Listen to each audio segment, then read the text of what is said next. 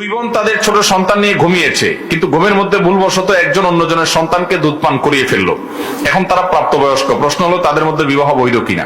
যদি কোনো নারী তার দুধ কোন সন্তানকে পান করান, তিনি যেই হোক না কেন, নিজের আপন বোনের সন্তানই হোক না, অসুবিধা নেই।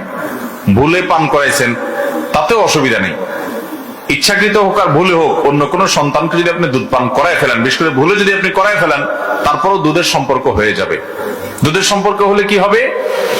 দুই বোন তারা একজনে অন্যজনের সন্তানকে দুধ পান করায় ফেলছেন নিজের সন্তান মনে করে ঘুমের তালে। হতে পারে যদি এরকম হয়, তাহলে সেক্ষেত্রে যেই সন্তানটাকে তিনি দুধ পান করাইছেন ওই সন্তানটা তার দুধ সন্তান হয়ে গেল। দুধ সন্তান হওয়ার কারণে এই ভদ্র মহিলা তার নিজের যে পেটের সন্তান যারা দুধ পান করছে তাদের সাথে এই দুধ পান করা বাচ্চাটার ভাই বোনের সম্পর্ক হয়ে গেছে। তাহলে তাদের মধ্যে আর বিয়ে বন্ধন আবদ্ধ হওয়া জায়েজ হবে।